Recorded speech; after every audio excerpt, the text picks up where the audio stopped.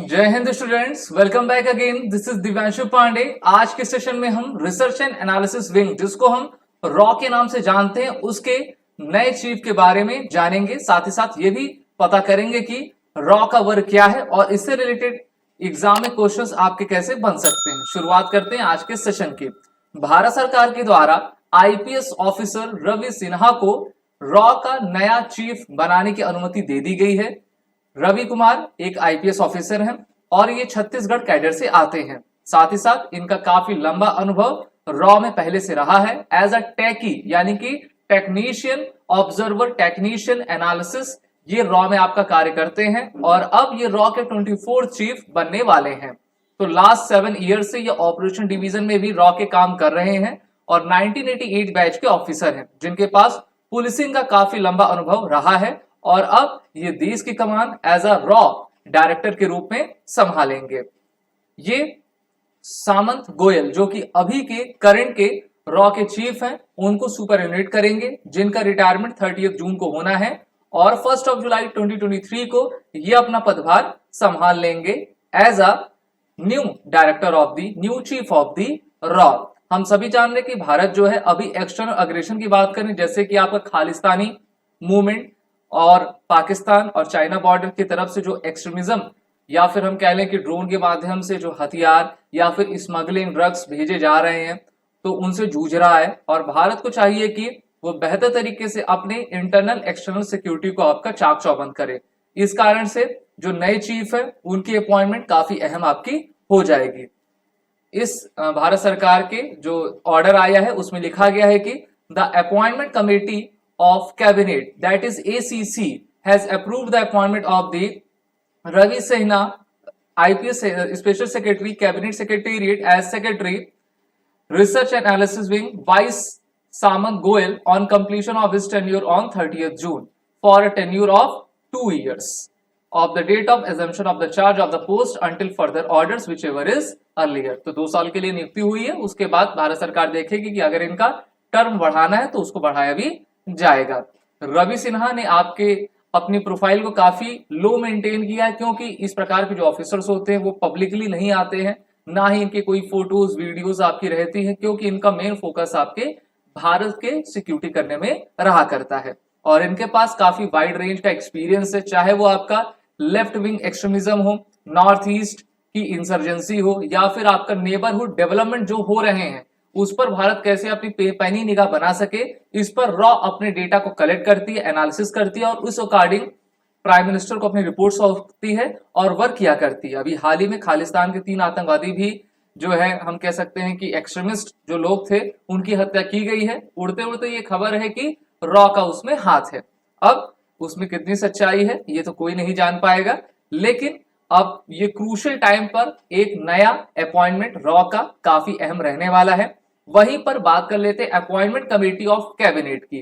तो ये एक ऐसी कमेटी है जिसमें भारत के प्रधानमंत्री, रक्षा मंत्री, हमारे गृह मंत्री शामिल रहते हैं और टॉप ऑफिशियल्स रहते हैं, जो कि भारत में जो टॉप पोस्ट रहते हैं उनके अपॉइंटमेंट को ये अपनी मंजूरी दिया करते हैं।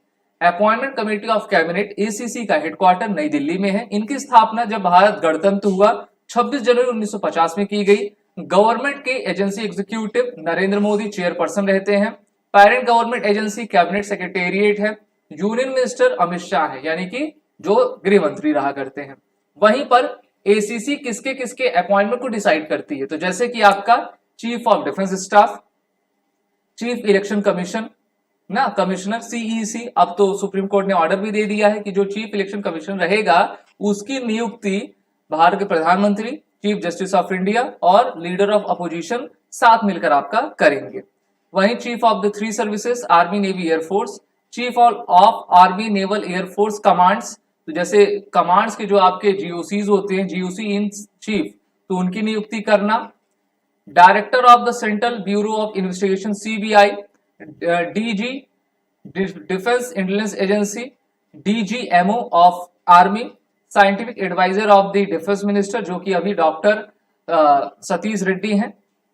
Director General Armed Forces Medical Services, Director General of Ordnance Factories and Chairman of OFB Ordnance Factory Board, Director General of Defense East State, Controller General of Defense Account, Director of Institute of Defense Studies and Analysis, Solicitor General of India, Governor of the RBI, Deputy Governor of the RBI, Executive Director of the World Bank, Chairperson and members of the Railway Board, Chief Vigilance Officer, that is the CVO, and Directors of the boards in public sector undertakings, as well as Secretariat post of above the rank of Joint Secretary of the Government of India and Chief of Security and Exchange Board of India, जिसको हम सेवी कहते हैं। तो ये important आपके कुछ portfolios हैं जिनकी अपॉइंटमेंट एसीसी के द्वारा की जाती है। बात करते हैं एसीसी रॉ की, तो रॉ का full form research and analysis wing है। हिंदी में इनको अनुसंधान और विश्लेषण विंग कहा जाता है, जो कि भारत के एक्सटर्नल सिक्योरिटी को आपका देखा करती है। जो आईबी होती है, इंटेलिजेंस ब्यूरो, वो भारत के इंटरनल सिक्योरिटी के लिए जिम्मेदार रहती है, और वहीं आपकी रॉ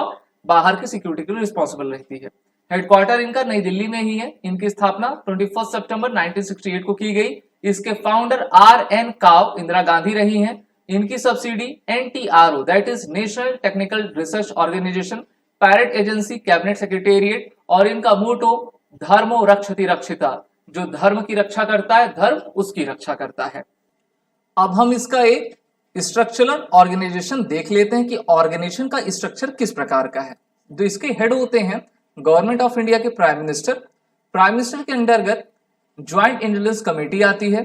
ज्वाइंट इंटेलिजेंस कमेटी के अंतर्गत रॉ के सेक्रेटरी रहते हैं, ठीक है, जिनको कैबिनेट आपके जो कैबिनेट मंत्री होते हैं उनके तरीके का पोर्टफोलियो दिया जाता है, और इन्हीं के अंडर में पूरी फंक्शन को परफॉर्म किया जाता है, जैसे कि office of special operations, additional secretary raw, DG security के अंतर्गत aviation research centre, special services bureau, और इसके बाद जो है डिफरेंट आपके विंग्स के जो हमारे ऑफिसर्स रहते हैं वो रहते हैं, और पूरे फॉरेन इंटेलिजेंस को गैदर करना, एनालिसिस करना, और उसके बारे में प्लान बनाकर प्राइम मिनिस्टर को रिपोर्ट देना, ये इनका आपका काम रहा करता है।